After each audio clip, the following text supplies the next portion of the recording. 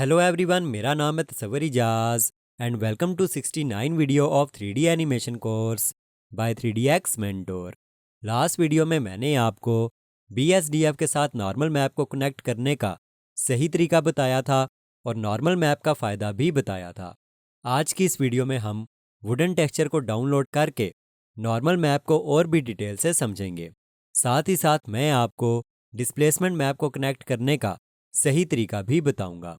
सबसे पहले तो ब्लेंडर को ओपन करने के बाद ए दबा के सिलेक्ट ऑल किया और डिलीट दबा के सब कुछ डिलीट कर दिया। ऐड में जाके मैश में जाके एक क्यूब ऐड किया और यहाँ से शेडिंग पर क्लिक करके शेडिंग वर्कस्पेस में आ गया। यहाँ से क्यूब को सिलेक्ट करके न्यू पर क्लिक करके मटेरियल ऐड किया और शेडर एडिटर में अपनी मर्जी का जूम सेट कर लिया। अब यहाँ से गूगल क्रोम को ओपन करके 3dtexture.me वेबसाइट पर आके स्क्रॉल डाउन करके वुड वाली कैटेगरी में आ गया और यहाँ स्क्रॉल डाउन करके इस वुड वाले मटेरियल पर क्लिक करके स्क्रॉल डाउन करके डाउनलोड ऑल मैप्स पर क्लिक कर दिया। अब यहाँ से इन तमाम मैप्स को सिलेक्ट किया और राइट क्लिक करके डाउनलोड पर क्लिक करके इनको डाउनलोड कर लिया।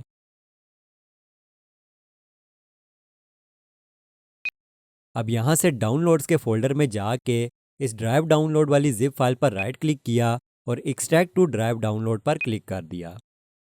तो मेरे सामने ये फोल्डर आ गया और इस फोल्डर के अंदर वो सारे के सारे टेक्सचर्स भी आ गए जो मैंने डाउनलोड किए हैं। अब ब्लेंडर में आके इस विंडो को थोड़ा सा बड़ा किया और यहाँ इस एरो पर क्लिक करके बैक आके यहाँ से डाउनलोड्स में जाके ड्राइव डाउनलोड वाले फोल्डर को ओपन कर लिया। यहाँ पर ये पहली इमेज तो सिर्फ इसलिए है ताकि हम मटेरियल को आइडेंटिफाई कर सकें। दूसरा मैप एम्बियंट वाला मैप है और ये तीसरा मैप बेस कलर वाला मैप है। इसलिए यहाँ से मैंने बेस कलर वाले मैप को शेडर एडिटर में ड्रैग एंड ड्रॉप किया और इसकी पोजीशन सेट करके इसे BSDF की बेस कलर वाली सॉकेट के साथ अटैच कर दिया। अब यहाँ से इस बॉटम विंडो को UV एडिटर विंडो में कन्वर्ट किया और यहाँ से क्यूब को सिलेक्ट करके टैब दबा के इसके एडिट मोड में आ गया। अब यहाँ UV एडिटर विंडो में आके ए दबा के सिलेक्ट ऑल किया और S दबा के इसे स्केल कर लिया ताकि हमारे क्यूब पर टेक्सचर थोड़ा सा छोटा दिखाई दे। अब 3D व्यू पोर्ट में आके टैब दबा के ऑब्जेक्ट मोड में आ गया। नेक्स्ट ये हमारे पास है हाइट वाला मैप, इसे हम आगे देखेंगे।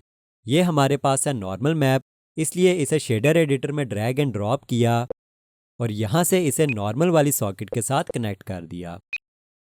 ऐड में जाके वेक्टर में जाके नॉर्मल मैप पर क्लिक किया और इसे यहाँ इस नूडल पर ला के जैसे ही नूडल हाईलाइट हुआ तो लेफ़्ट क्लिक करके एक्शन कन्फर्म कर दिया। अब यहाँ से रफनेस वाले मैप को शेडर एडिटर में ड्रैग एंड ड्रॉप किया और इसकी पोजीशन सेट करके इसे रफनेस वाली सॉकेट के साथ कनेक्ट कर दिया।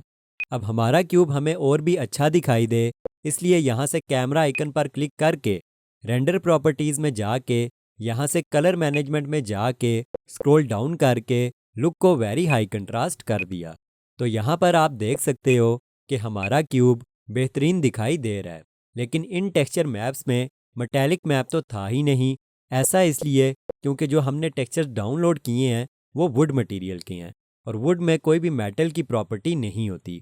इसलिए ऐसी सिचुएशन में या तो आप मेटेलिक की वैल्यू को मैन्युअली सेट कर लो या फिर आप इसे 0 पर ही रहने दो। अब अगर मैं शेडर एडिटर में जूम और मूव करके नॉर्मल मैप के पास आऊँ तो यहाँ पर आप देख सकते हो कि एक वैल्यू है स्ट्रेंथ की। अगर मैं इस वैल्यू को इंक्रीज़ करूँ तो देखो क्यूब पर क्या असर पड़ रहा है। इस वैल्यू को इंक्रीज़ करने से वुडन टेक्सचर में जो डेप्थ थी वो इंक्रीज़ हो गई। एनीवेज यहाँ से मैंने इसे 1 कर दिया और अब अगर यहाँ से मैं नॉर्मल मैप को म्यूट और अनम्यूट करके दिखाऊं तो आप देख सकते हो कि नॉर्मल मैप हमारे क्यूब पर क्या जादू कर रहा है। देखो किसी भी लकड़ी की सरफेस 100% प्लेन नहीं होती, लेकिन हमारा जो क्यूब है वो तो प्लेन ही है ना।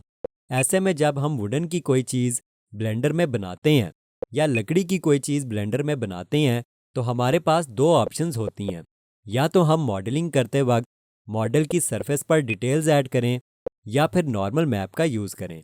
मॉडलिंग करके डिटेल्स ऐड करने में घाटा ये है कि आपका 3D मॉडल एक तो हैवी हो जाएगा दूसरी बात ये कि आप वैसी डिटेल्स अचीव भी नहीं कर पाओगे। इसलिए नॉर्मल मैप का कोई मुकाबला नहीं है।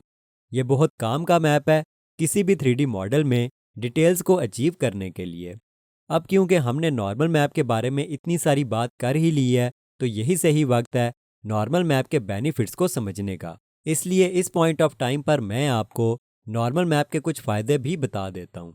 नॉर्मल मैप रियलिज्म को इन्हांस करता है। नॉर्मल मैप का इस्तेमाल करके छोटी छोटी सरफेस डिटेल्स जैसे कि फैब्रिक के फोल्ड्स, मेटल पे स्क्रैचेस या स्किन के पोर्स वगैरह को बिना 3D मॉडलिंग किए शो करवाया जा सकता है। इसके यूज़ से हमारा 3D मॉडल ज़्यादा हैवी भी नहीं होता और हम ज़्यादा से ज़्यादा रियलिज्म को अचीव कर पाते हैं। इसके अलावा नॉर्मल मैप के यूज़ से लाइट इंटरेक्शन इम्प्रूव होती है।